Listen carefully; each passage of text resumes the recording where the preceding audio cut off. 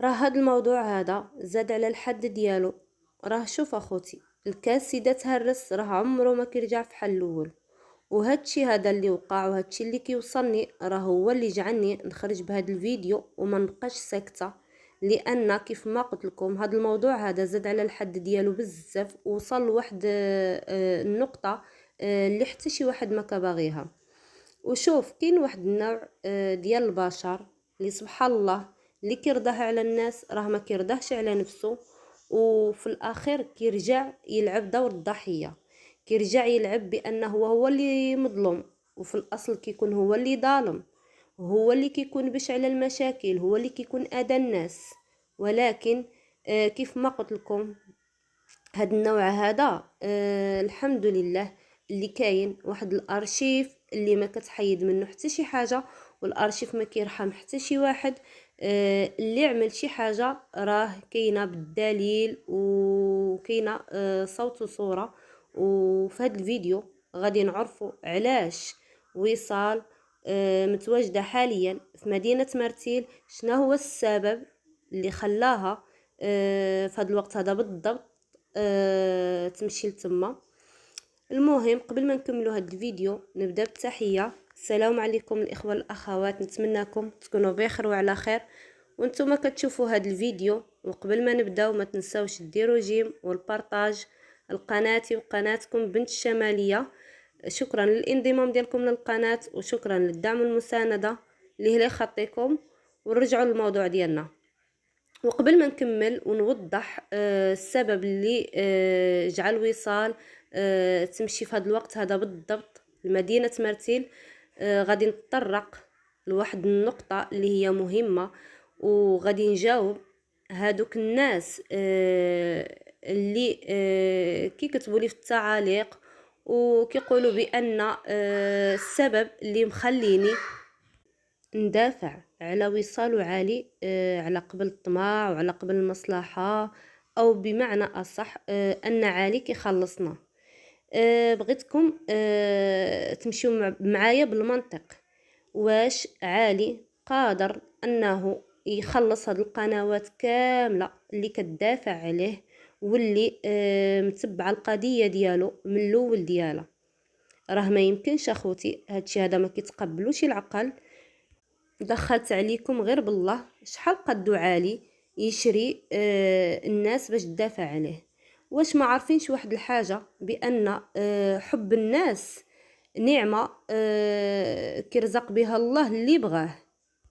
وهذا الحب هذا اللي كيشوفوه من المتتبعين ديالهم هو اللي جعلهم يبقوا واقفين ويبقوا صامدين رغم هاد المشاكل اللي مروا عليهم، ويكملوا في المسيرة ديالهم اللي بدوها درجة بدرجة.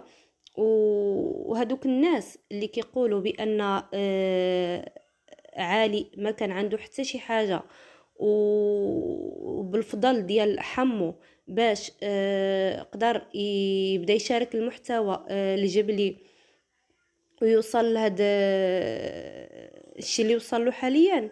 فكنبغي نقول لكم راه ماشي عيب الانسان ما يكون عنده حتى شي حاجه، هو الانسان يبقى مربع يديه وما يعمل حتى شي حاجه اللي تغير الحياه ديالو، عكس اللي شفنا عالي ووصال. يعني بغاو يغيروا النمط الحياه ديالهم، بغاو يحسنوا من مستوى المعيشه ديالهم، والحمد لله توكلوا على الله وربي يسر لهم في هذا الطريق هذه. مع العلم يعني هاد الطريق هذه راه ماشي سهله وما جاتش بالساهل، راه صهروا على المحتوى ديالهم، على الافكار باش يقدموا كل نهار افكار جديده للمتتبعين.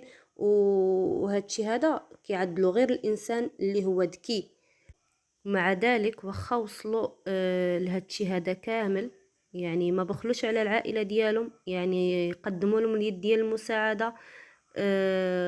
ولكن جات لهم الدقه من اللي ما توقعوهاش منه، اللي كيف ما سبق وقال عالي ووصل في واحد الفيديو، بزاف ديال الناس اللي تاقوا فيهم خذلوهم في الاخير. والخذلان اخوتي راه كيجي صعيب، وخصوصا الناس اللي جربوه، ولكن ربي كبير ربي راه كياخد الحق كل مظلوم. شوف اخوتي، كنبغي نوضح واحد الحاجه، وكنوضح للناس اللي كيقولوا بان العائله مفرقه. راه كنبغي نقول لكم العائله كامله مجموعه ما شاء الله، الله يبعد عليهم شر الخلق. وإحنا كاملين عارفين أن وصال فين ما كانت، يا في البادية يا في مرتين. كتكون العائلة كاملة مجموعة، وخير دليل أن وصال ها هي في مرتين مع الحاج والحاجة والعائلة اللي قريبة كاملة كيتلاقاو مع بعضياتهم، ومشى خدام على راسها. هادشي هذا احنا عارفينه، واخا هي غايبة من الساحة ديال اليوتيوب هاد اليومين هادي، ولكن راه كتوجد فيديوهات اللي غادي تشاركها مع المتتبعين ديالها، وكيف ما تعودنا عليها انها دائما كتجيب الافكار جديدة وكتجيب المفاجآت للناس اللي كيبغيوها. والله يخلي ديما شملهم مجموع، والفرحة والضحكة عايمة عليهم، واللي كاين كيشعل العوافي راه ربي فضحهم وخرجهم من فسطهم، من فسط العائلة، كيف ما كنحيدو الشعرة من العجين. وكيف ما قلت لكم اللي كيغش راه كيغش راسو، وربي دائما كينصر اللي ماشي بالنية واللي ماشي بالصفا. عمر ربي ما كيخيب داك اللي ماشي على نيته. وهادشي هذا اللي كنشوفوه في وصال، كنشوفو وصال عايشة حياتها بالطول وبالعرض. ما كتخشي الهضرة حتى شي واحد، ما كدوز ميساجات بطريقة غير مباشرة حتى شي واحد. صافي، واحد الموضوع اللي كان في الماضي وتسالى بالنسبة ليلا، واحد الدفتر اللي طواتو وما غاديش ترجع تفتحو.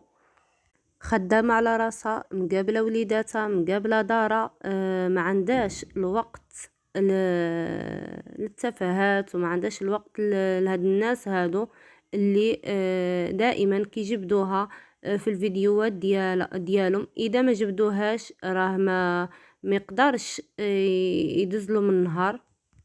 وهذا هو الفرق اللي بيناتهم، هذا هو الفرق اللي دائما كنشوفو وصال مركزة على حياتها، مركزة على وليداتها، مركزة على الأهداف ديالها وعلى المستقبل ديالها. يعني كتخطط له بعناية وعايشة حياتها.